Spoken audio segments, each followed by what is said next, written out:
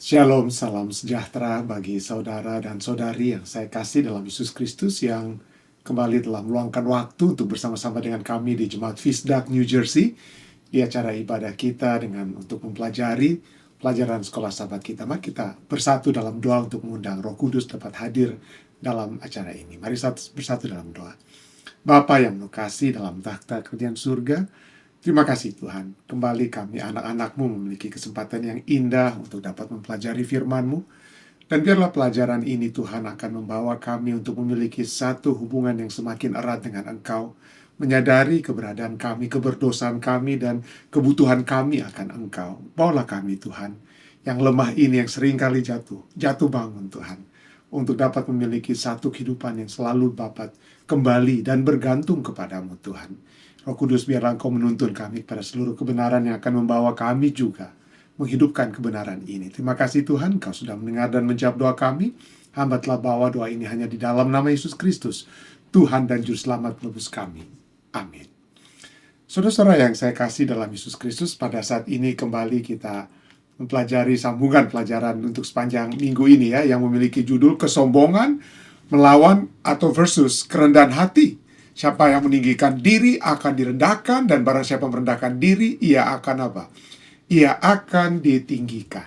Ya, dia akan ditinggikan. Itulah ayat inti kita pada saat ini. Baik, mari kita lihat pelajaran kita pada hari ini berjudul Kenalilah Diri Anda. Adakah kita mengetahui siapa saya?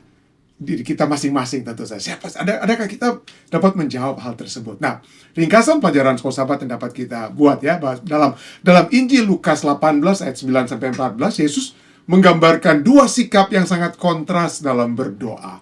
Sikap pertama, ada seorang pemimpin agama, orang Farisi yang memandang dirinya benar dan membanggakan kebaikannya di hadapan Allah. Seakan-akan ada yang lebih yang dia miliki dari orang lain ya, yang melayakkan dia berada dengan Allah. Yang kedua adalah seorang pemungut cukai yang menyadari dosanya dengan rendah hati dia memohon belas kasihan Tuhan. Dan kemudian Yesus menegaskan bahwa orang yang rendah hati itulah yang dibenarkan, bukan yang meninggikan diri. Prinsip ini menunjukkan bahwa penilaian Allah itu berbeda dari penilaian manusia. Ya, kerendahan hati itu lebih berharga daripada kesalehan yang dibanggakan yang dapat ditunjukkan oleh pemimpin agama ini. Ajaran ini diperkuat oleh prinsip kerajaan Allah yang terbalik.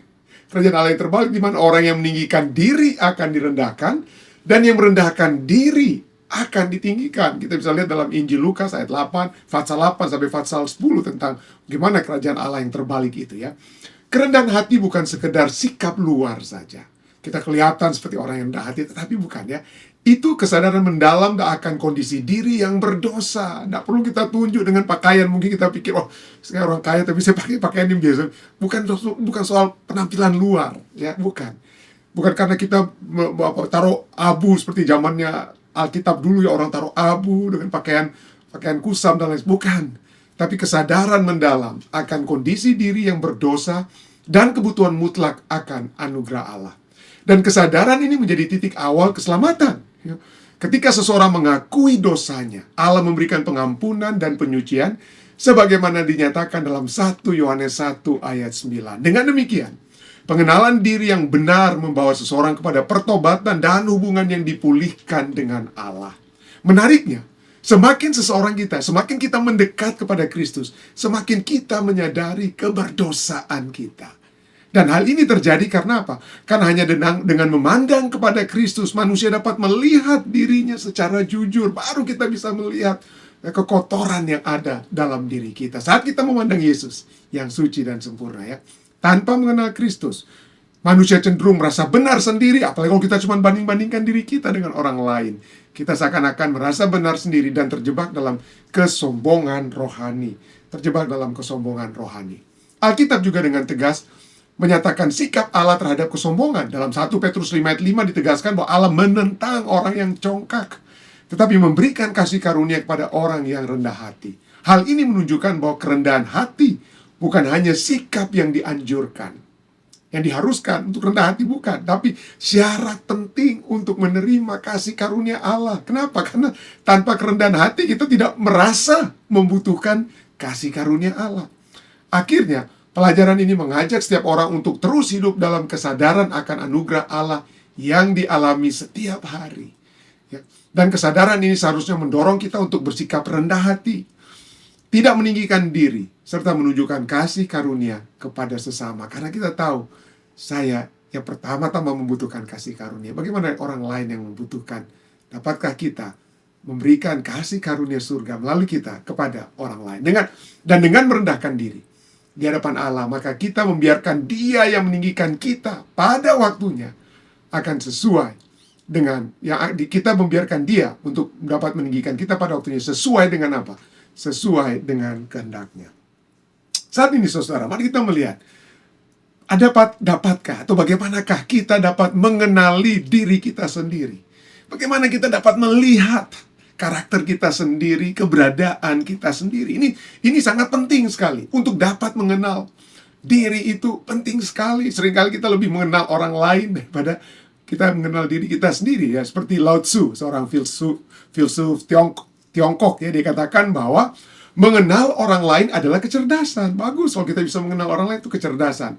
Tapi mengenal diri sendiri adalah kebijaksanaan sejati. Kebijaksanaan sejati kalau kita mengenal diri kita, menguasai orang lain, ya, mastering others, menguasai orang lain. Apa yang dapat kita lihat, jangan sampai gini dan itu, ya, menguasai keberadaan orang lain itu adalah kekuatan. Tapi menguasai diri sendiri adalah kekuatan yang sejati. Kekuatan. Jadi kita diminta untuk apa, ya? Menguasai kembali, menguasai dan mengenal diri kita sendiri. Ini apakah ini sesuatu hal yang apa, ya? Sesuatu hal yang gampang untuk dibuat mengenal diri kita? Seperti kita hanya melihat diri kita di kaca, wah kita sudah tahu siapa kita, ya? Tidak, ya. Seperti yang dikatakan oleh seorang filsuf, ya, sebelum Socrates dan filsuf Romawi, ya, Greka maksud saya, filsuf Greka, ya, dia katakan apa? Thales of Miletus, ya, Thales of Miletus dikatakan bahwa hal yang paling sulit dalam hidup, the most difficult thing in life is to know yourself. Hal yang paling sulit dalam hidup adalah apa? Mengenal dirimu sendiri. Kenapa? Kenapa? Bukankah kita sudah tahu siapa kita, ya? Seringkali ada tiga dunia realitas atau tiga hal yang dapat terjadi dengan siapa diri kita itu sendiri. Yang pertama adalah realitas diri kita itu dapat kita lihat melalui apa? Pandangan atau perasaan kita sendiri tentang diri kita, ya. Siapa kita? Wah, apa yang kita ingin proyeksikan pada orang, itulah yang kita pandangan. Walaupun mungkin perasaan itu mungkin tidak sesuai dengan fakta, ya, tapi itulah pandangan atau perasaan kita terhadap apa? Terhadap diri kita sendiri. Dan ini seringkali kita lihat, ya, kita diminta pelajaran kita untuk observasi, evaluasi diri, ya, pengenalan pola-pola keadaan kita, ya, bagaimana supaya kita dapat mengenal diri kita sendiri. Observasi pola-pola kehidupan kita, klarifikasi nilai kita, pendekatan luar ke dalam, dan lain sebagainya, ya. Kita mungkin dapat lakukan itu, tapi seringkali ini dapat menjadi masalah. Karena apa? Karena adanya mungkin egoismenya kita, ataupun hal-hal yang terjadi dalam lingkungan kita, sehingga pada saat kita diremehkan, kita kemudian ingin mencoba untuk dapat menjadikan diri kita sebagai seorang yang inflated figure, ya, yang sudah dikembangkan sedemikian rupa yang bukan merupakan apa? Realitas. Jadi pandangan. Tapi inilah, ya, kita dapat membuat atau melihat realitas diri itu berdasarkan pandangan atau diri kita sendiri, ya. Yang kedua, kita dapat melihat itu dari pandangan atau perasaan orang lain tentang kita. Apa yang orang bilang tentang kita pada saat kita diperkenalkan sebagai pembicara atau apa, ya, seringkali kita ada kalanya pada saat kita mati, mungkin ada orang yang bicara tentang kita, ya, di depan umum. Jadi apa pandangan atau perasaan orang lain, apa yang mereka pikirkan saat mereka mendengar tentang kita atau nama kita. Itulah realitas yang ada dalam pandangan orang. Nah, ini dapat berbeda, ya. Saya dapat menampilkan keadaan-keadaan tertentu, ya, yang sehingga ada proyeksinya. Pandangan Anda tentang saya itu mungkin berbeda dengan yang sesungguhnya, atau pandangan bahkan keluarga saya tentang saya. Jadi itulah pandangan perasaan orang lain tentang kita. Dan yang ketiga, realitas itu adalah realitas pandangan atau perasaan orang lain tentang kita, tapi dari belakang kita, bukan di depan kita, ya. Ini seringkali terjadi, ya. realitas siapa kita. Apalagi kalau kita bisa dengar, waduh rupanya orang bicara-bicara tentang saya di belakang itu tentang begini rupanya saya itu, ya. Itulah seringkali ada 3 dunia yang dapat 3 pandangan, maksud saya, yang menyatakan siapa kita, ya. Dan realitas diri kita ini, ya, kalau kita lihat dari pandangan perasaan kita sendiri, itu bisa salah. Itu bisa salah atau bisa tidak tepat, ya. Dan berikutnya, pandangan orang lain tentang kita juga bisa salah dan juga beragam. Bermacam-macam. Orang bisa, ya, teman-teman saya mungkin memiliki pandangan berbeda dengan anggota jemaat saya, dan berbeda dengan istri saya atau anak-anak saya. Jadi pandangan atau perasaan orang lain tentang saya itu juga bisa beragam. Apalagi mungkin ada anggota yang merasa saya dekat dengan saya, atau yang merasa tersinggung dengan saya atau apa. Jadi pandangan perasaan mereka tentang saya itu bisa berbeda. Itu bisa beragam. Apalagi pandangan atau perasaan orang lain tentang kita di belakang kita itu bisa apa? Bisa menyakitkan. Bisa menyakitkan. Jadi poinnya adalah bagaimana caranya kita dapat mengetahui siapa kita sesungguhnya itu secara objektif, bukan subjektif. Apa bedanya antara objektif dan subjektif, ya? Kalau kita lihat bahwa objektif itu adalah berdasarkan apa? Berdasarkan informasi tentang diri kita, berdasarkan fakta-fakta yang ada, ya. Sedangkan subjektif itu, perspektif subjektif itu pada opini orang lain, pada emosi orang lain, atau perasaan orang lain dengan kita. Itu yang boleh kita lihat secara singkatnya saja, gitu ya.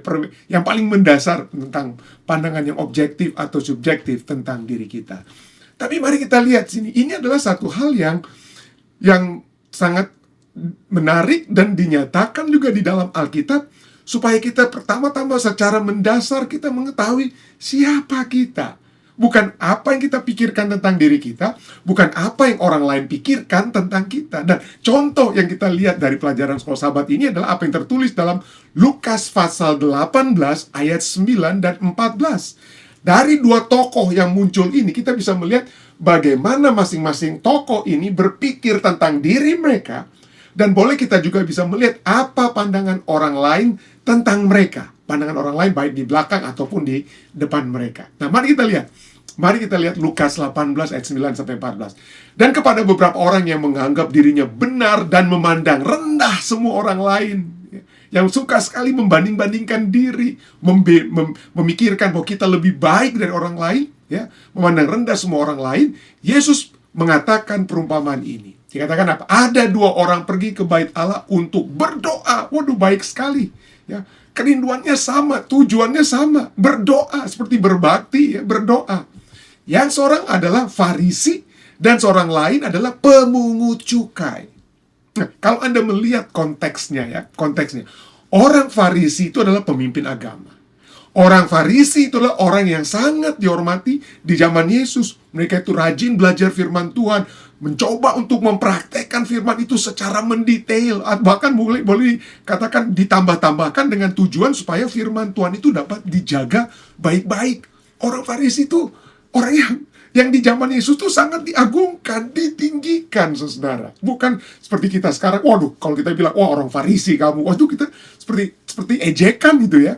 Kalau kita sebut seseorang seperti orang Farisi. Tapi di zaman Yesus itu dibilang Farisi itu membanggakan. Orang-orang suka untuk datang pada orang Farisi, untuk bertanya, untuk memohon hikmat. Orang suka untuk undang makan orang Farisi.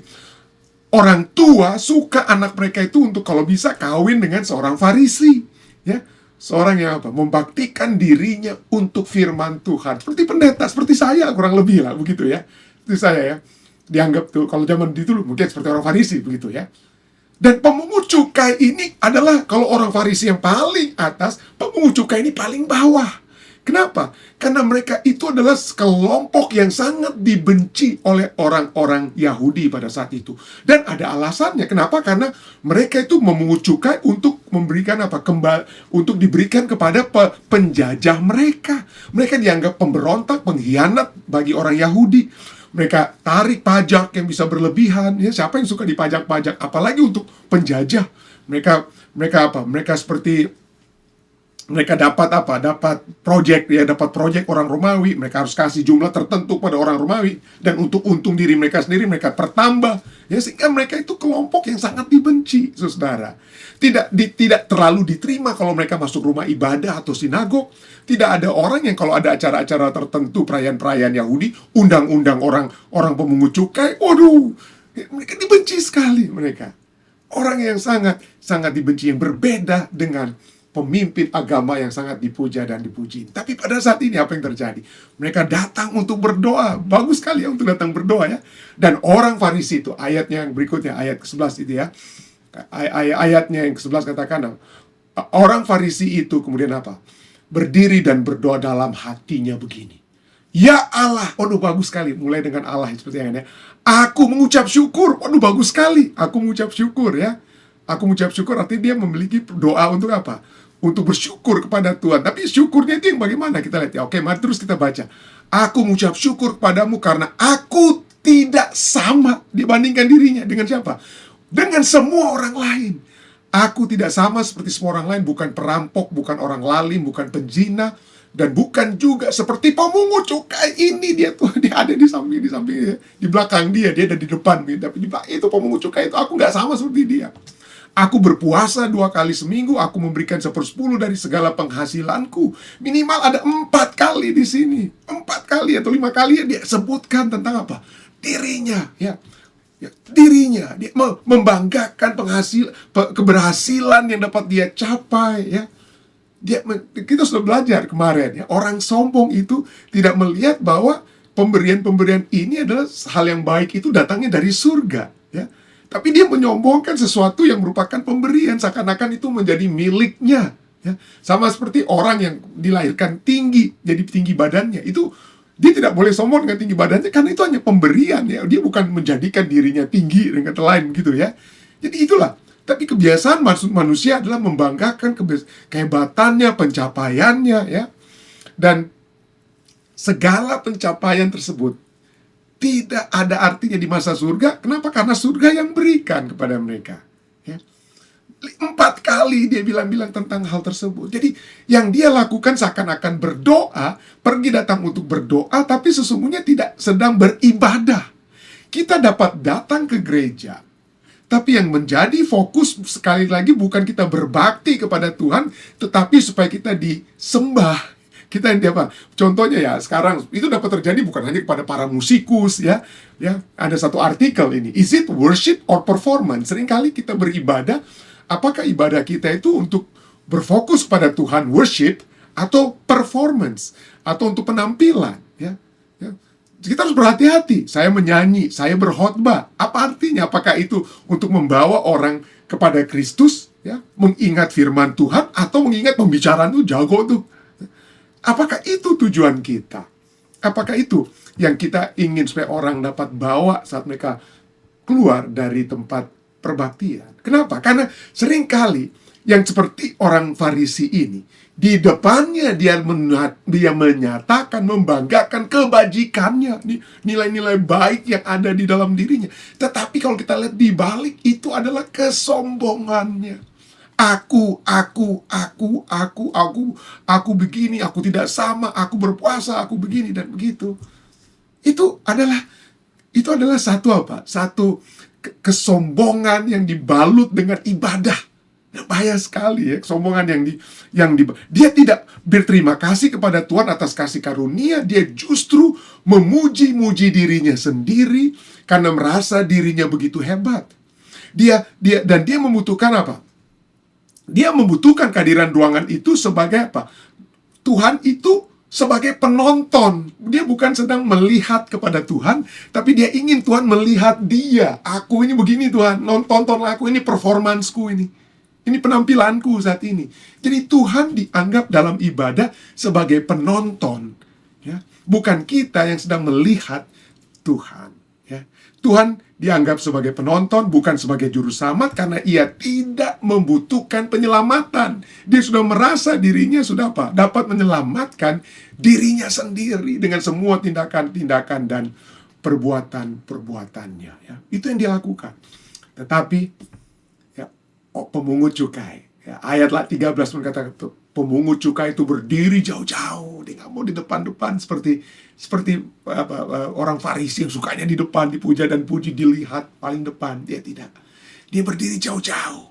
Bahkan dia tidak berani menengadah ke langit karena dia tahu dia tidak layak untuk memandang wajah Tuhan. Dengan kata lain, yang melihat ia memukul dirinya. Pada zaman dahulu orang memukul dirinya itu adalah penyesalan yang begitu hebat ya. Dia memukul diri dan dia berkata apa? Hanya berapa kata ini? 7 kata, saudara. Ya Allah, kasihanilah aku, orang berdosa ini. Kasihanilah aku, orang berdosa ini.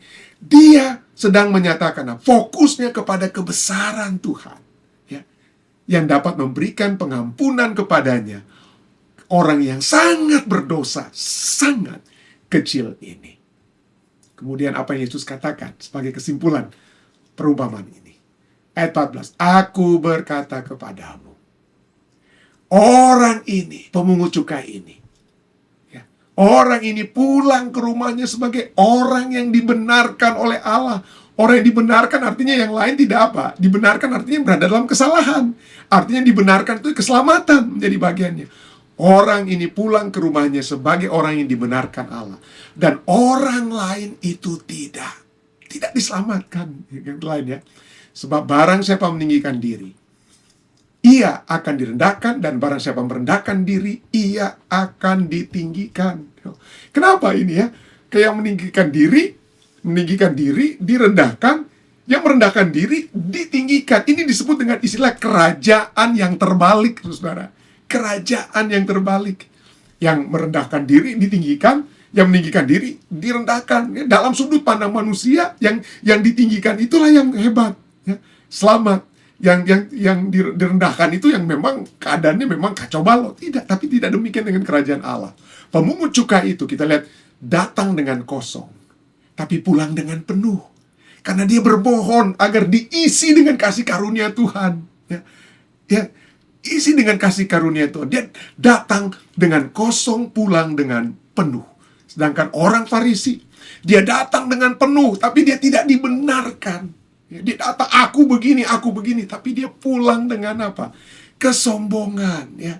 Kenapa? Karena kesombongan itu menutup wadah air rapat-rapat sehingga kasih karunia Tuhan, keselamatan Tuhan, pembenaran Tuhan itu tidak dapat masuk ke dalam dirinya. Dia tutup dengan kesombongannya. Itulah kerajaan yang apa? Kerajaan yang terbalik. Kerajaan yang terbalik. Kita, dengan kata lain, kita tidak bisa mengisi cangkir yang sudah penuh. Kita harus mengosongkan diri kita.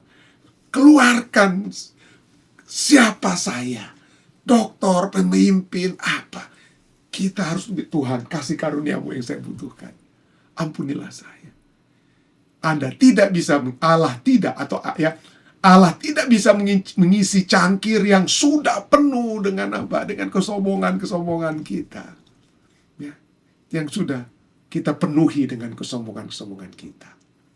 1 Yohanes 1 ayat 9 tepat sekali katakan, jika kita mengaku dosa kita, maka ia adalah setia dan adil, sehingga ia akan mengampuni segala dosa kita dan menyucikan kita dari segala kejahatan. Kalau kita akui kepada Tuhan, kita kosongkan diri kita, maka dia akan isi dengan apa? Pengampunan. Dia isi dengan kesucian. Tetapi kesombongan itu menghalang kita untuk apa? Untuk dapat diampuni. Kesombongan itu dapat menghalangi kita untuk disucikan. Karena kita sudah merasa tidak perlu untuk disucikan oleh Tuhan. Kita sudah menyucikan diri kita sendiri. Tapi kesombongan itu juga akan menyebabkan kebenaran itu tidak menjadi bagian kita. Mari kita lihat ya. 1 Yohanes 1:9 katakan apa? Jika kita mengaku dosa kita, ia adalah setia dan adil sehingga ia akan mengampuni apa? Segala dosa kita. Dengan adanya kesombongan dapat menjadi penghalang untuk kita tidak melihat dosa kita. Kita hanya melihat kesempurnaan kita. Dan karena kita tidak bisa melihat dosa, maka kita tidak bisa mengakui dosa.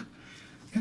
Dan seperti yang selalu saya dengar dari istri saya selalu katakan ya, kalau kita tidak mengakui dosa, maka kita tidak akan pernah mau diubahkan. Kita harus sadar, apa masalah saya? Oh, saya masalahnya kemarahan, saya masalahnya keras hati. Ya, kita harus mengakui. Ya. Ada yang salah dari dalam diri kita, bukannya salah dari dalam diri orang lain. Ya. Adakah kita sadar apa kesalahan-kesalahan kita? Ya. Kita tidak melihat. Kalau kita tidak melihat karena ditutup dengan kesombongan, maka kita tidak mengakui. Dan karena kita tidak mengakui, kita tidak bisa merubah sesuatu yang kita tidak akui. Kita tidak bisa merubah sesuatu yang tidak kita akui. Orang Farisi itu pulang tanpa mengalami perubahan. Kenapa?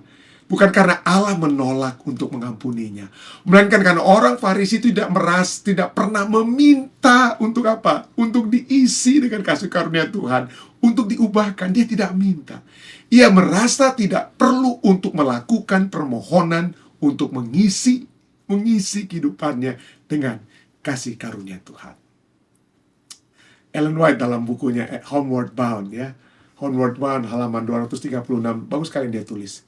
Kita harus memiliki pengetahuan yang sejati tentang diri kita sendiri. Siapa kita? Pertama-tama, kita orang berdosa. Mungkin kemudian kita akan lihat berdosanya dari apa. Apa yang Tuhan kehendaki, apa firman Tuhan kehendaki yang kita tidak lakukan. Ya, mungkin keinginan-keinginan duniawi, ketidaksucian. Saya masih ada dalam satu pernikahan yang kudus, tapi saya masuk ke dalam satu hubungan yang tidak kudus dengan orang lain. Dan lain sebagainya. Itulah yang kita harus lihat, ya. Kita harus melihat, dengan melihat apa yang firman Tuhan katakan, kita dapat melihat adakah kita masih ada persinahan dalam kehidupan kita. Ada dusta dalam hidup kita. Ada keinginan dalam hidup kita yang tidak sesuai dengan keinginan Tuhan. Kita harus memiliki pengetahuan yang sejati tentang diri kita sendiri. Hanya mereka yang menyadari bahwa diri mereka adalah orang-orang berdosalah yang dapat diselamatkan oleh Kristus. Hanya apabila kita menyadari ketidakberdayaan kita yang mutlak dan melepaskan segala kepercayaan pada diri sendiri, barulah kita dapat meraih kuasa ilahi. Tuhan, saya orang berdosa. Pikiran-pikiran saya masih salah. Tindakan-tindakan saya masih salah. Perkataan saya masih salah. Ya. Kita harus menyadari hal tersebut. Bagaimana caranya? Pada saat kita datang kepada Tuhan. Pada saat kita mempelajari firman Tuhan. Pada saat kita mempelajari kehidupan Yesus Kristus. Disitulah kita dapat memiliki perbandingan antara kehidupan saya dan kehidupan Yesus. Itulah sebabnya satu statement dapat kita lihat bahwa semakin dekat kita dengan Kristus, semakin jelas kita melihat kondisi diri kita sendiri. Kesempurnaan Kristus, kebaikan Kristus, kelemah lembutan Kristus, kebaikan hati Kristus. Kita dapat melihat kontrasnya dengan diri kita. Kita dapat melihat, tanpa adanya terang Kristus, tanpa ada lihat terang Kristus, maka kita tidak melihat tangan kita yang kotor, tangan kita yang terluka, dan lain sebagainya. Tapi semakin kita dekat dengan Kristus, semakin jelas kita melihat kondisi diri kita sendiri. Di dalam terang, dengan kata lain, kalau kita ada terang, dalam terang, maka tidak ada yang tersembunyi. Ya, tidak ada yang tersembunyi. Dan dapat saya lihat bahwa semakin kita dapat lihat, saksikan, semakin lama seseorang itu berjalan dengan Tuhan, biasanya mereka adalah orang yang paling tidak merasa kagum pada diri mereka sendiri.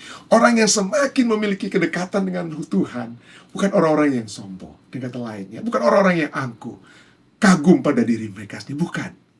Ya. Bukan karena mereka itu lebih buruk dari orang lain, ya, melainkan karena mereka telah menghabiskan lebih banyak waktu di dalam terang. Ya. Dan terang itu tidak membiarkan apapun tersembunyi. Tidak membiarkan apapun tersembunyi, ya. Dan itulah sebabnya kita perlu datang kepada siapa? Yesus. Dialah yang mengubahkan kita.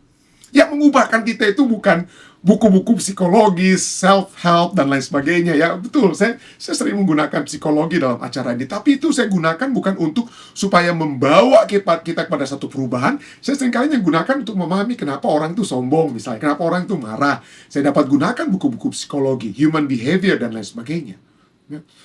Tapi itulah yang membawa kita, bukan psikologis lah yang membawa kita untuk menjadi orang yang lebih baik. Seringkali kita berpikir, kita harus datang kepada ahli-ahli psikolog supaya kita dapat diubahkan, supaya kita dapat berubah.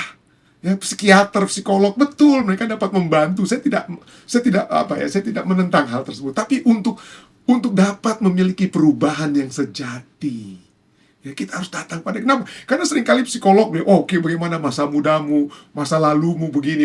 Oh, kamu sebenarnya tidak bersalah, ya. Itu orang lain yang telah membuat kamu menjadi seperti begini dan lain sebagainya. Jadi jiwa kita itu, kepercayaan kepada diri sendiri itu diangkat-angkat. Seringkali itu yang terjadi dengan para psikolog, ya, yang bicara-bicara tentang itu. Tapi itu tidak membawa kepada perubahan, tidak. Kenapa? Karena kita harus mengakui keberdosaan kita, kesalahan kita. Itulah sebabnya bagaimana kita mengenali diri kita sendiri bukan dengan buku-buku tentang pengembangan diri, psikologi, dan lain sebagainya, tapi dengan memandang Kristus. Dengan memandang Kristus. Psikologi bagus membawa kita untuk introspeksi diri kita. Bagus, kita perlu juga, ya.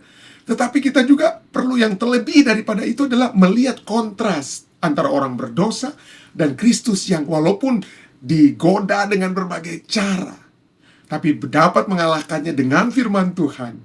Kita dapat melihat kontras diri kita dengan Kristus.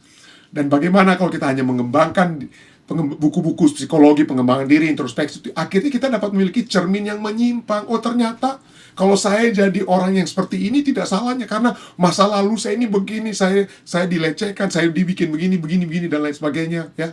Sehingga oke lah kalau saya harus bertindak seperti ini. Itu jadi menjadi cermin yang menyimpang. Cermin yang menyimpang. Tetapi kebenaran yang sesungguhnya itu adalah pada saat kita memandang Kristus, melihat kontras, maka kita terdorong untuk datang kepada Kristus, untuk menerima kasih karunia Kristus, untuk memaafkan orang-orang yang mungkin di masa lalu itu telah membuat kita seperti psikologis katakan seakan-akan kita terjadi oleh sebab apa yang terjadi di masa lalu. Tidak, kita datang kepada Kristus, ya. Bukan untuk masa lalu dan pembenaran diri kita, tidak. Datang untuk dapat menerima kasih karunia Tuhan. Ketika semakin sering kita memandang Yesus dan kemuliaannya, terangnya, maka semakin jelas kita melihat kekurangan dan keberdosaan kita sendiri dan kebutuhan kita untuk datang kepadanya. Dan satu kutipan ini yang hampir sama dengan apa yang saya tampilkan ini adalah ditulis oleh juga terlebih dahulu tentu saja, ya. Ditulis oleh Ellen White dalam buku Membina Kehidupan Abadi halaman 119. Sana dikatakan apa? Semakin dekat kita datang kepada Kristus dan semakin jelas kita melihat kesucian tabiatnya, maka semakin jelas kita akan melihat kehebatan dosa itu dan semakin kurang perasaan kita untuk meninggikan diri kita. Saya berdoa kita semua ya datang kepada Yesus, ya, dan berkata seperti yang tertulis dalam Mazmur 139 ayat 23 dan 24. Selidikilah aku ya Allah, Tuhan yang melidiki. Kenalilah hatiku, ujilah aku, kenalah pikiran-pikiranku, lihatlah apakah jalanku serong, dan tuntunlah aku di jalan yang kekal. Bagaimana caranya kita supaya mengundang Allah pada saat kita melihat kehendak Allah dalam firman-Nya? Adakah tindakan-tindakan saya saat ini sesuai dengan firman Allah atau tidak? Dan dengan demikian saat kita melihat terang, ya, melihat terang Yesus melalui firman-Nya, melalui kehidupan Yesus, ya, maka kita dapat memiliki kontras untuk dapat mengenal diri kita. Kiranya ini dapat menjadi satu perenungan bagi kita semua. Saya bawa ini dalam nama Yesus. Amin. Baik saudara-saudara yang saya kasih, untuk menutup acara kita, mari kita saat ini bersatu di dalam doa. Mari kita berdoa.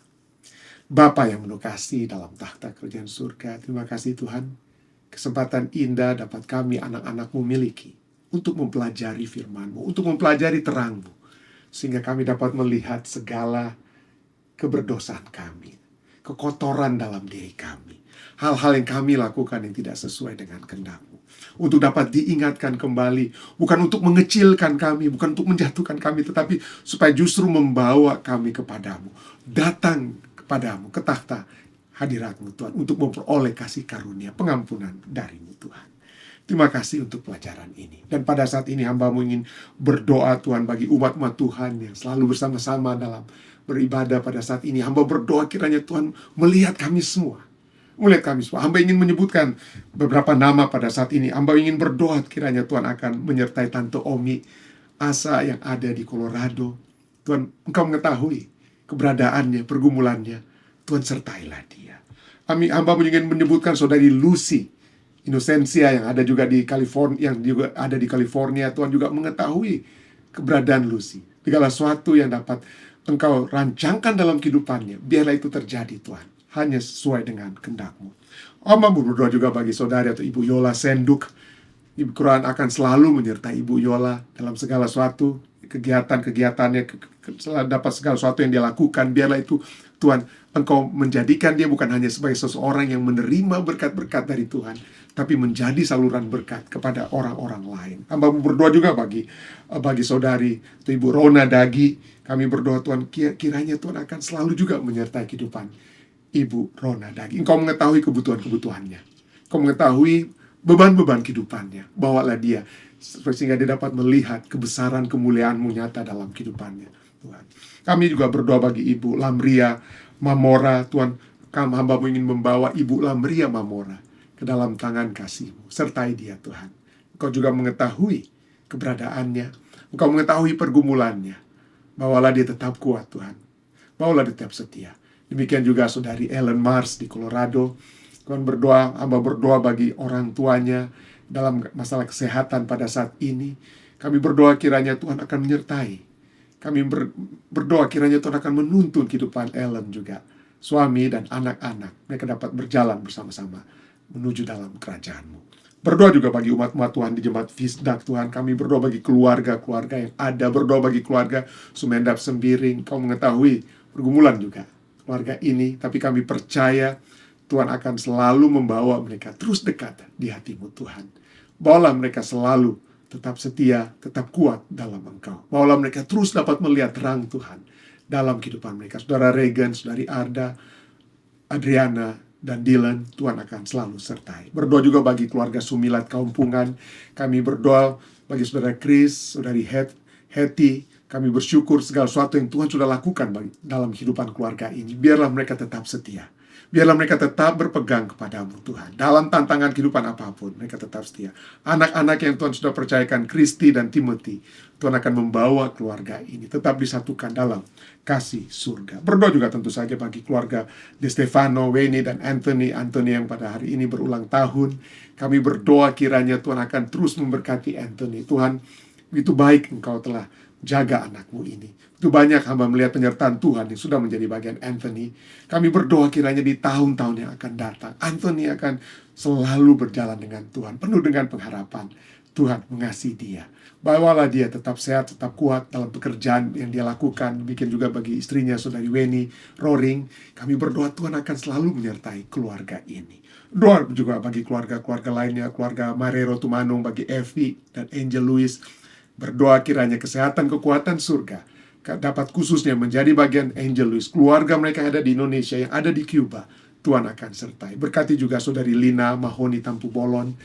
Kau mengetahui keberadaan Lina saat ini, kebutuhan-kebutuhan Lina, kesehatan, kekuatan, kiranya terus menjadi bagian Lina. Terima kasih Tuhan. Ada begitu banyak lagi mungkin nama-nama yang tidak sempat hamba sebutkan.